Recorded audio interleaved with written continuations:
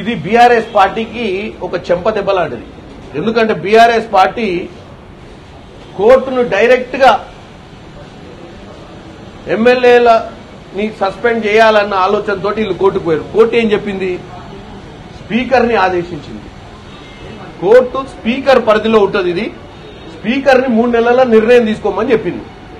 వీళ్ళు ఏమనుకున్నారు? డైరెక్ట్ వేటు సుప్రీంకోర్టులోనే వేస్తుందని చెప్పి వీళ్ళు ఇన్ని రోజుల నుంచి పగటి కళలు కానీ కూడా వన్నారు.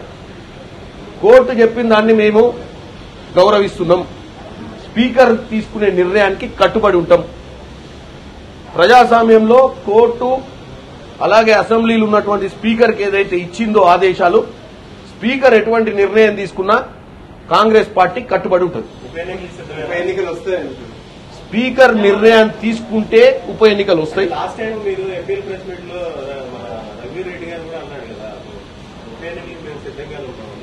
ఎవరు సిద్ధంగా ఉండరు అంటే సిద్ధంగానే ఉన్నాం. కాకపోతే ఈ రోజే కోర్టు నిర్ణయం తీసుకుంది. 3 నెలల లోపల స్పీకర్ నిర్ణయం తీసుకోవాలి, ఏదో ఒక నిర్ణయం అనేది చెప్పారు. స్పీకర్ దాని గురించి ఏం నిర్ణయం తీసుకుంటారు?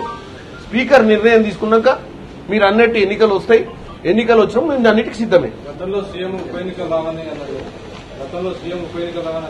ఎవరు ఏమన్నా కోర్టులో ఉన్నటువంటి ఇష్యూ ఈ రోజు కోర్టు నిర్ణయం తీసుకుంది. గతంలో ఎవరెవరైనా ప్రిడిక్షన్ చేయొచ్చు. బీఆర్ఎస్ వాళ్ళు కూడా డైరెక్ట్ సుప్రీంకోర్టులోనే వీళ్ళ మీద ఏటేస్తారు. ఇక లోకల్ ఏం సంబంధం లేదనుకొని ఉన్నారు. మరి ఇలా సుప్రీంకోర్టు కూడా మాకున్న రాజ్యాంగం ప్రకారం స్పీకర్ అనేట ఆయననే నిర్ణయం తీసుకోవాలి, స్పీకర్ 3 నెలల లోపు నిర్ణయం తీసుకోవాలని క్లారిటీగా ఇచ్చారు. కాబట్టి స్పీకర్ నిర్ణయం తీసుకున్న దాన్ని బట్టి కాంగ్రెస్ పార్టీ కట్టుబడి ఉంటుంది. స్పీకర్ ఏ నిర్ణయం తీసుకున్నా ఒకవేళ బై ఎన్నికలు వస్తే బై ఎన్నికలు నిలబడి గెలుస్తాం. ఎందుకంటే ఇవాళ ప్రజాపాలన బ్రహ్మాండంగా చేస్తున్నాం. ప్రజలు మా వైపుర్రు. వీళ్ళు ఏదో 2024 దాకా 2028 29 తొడగొడతామంటారు కదా, వాళ్ళకు కూడా మంచి అవకాశం తాడో పేడో తెలుసుకుని. నమస్కారం. ఉప ఎన్నికలకు సిద్ధం.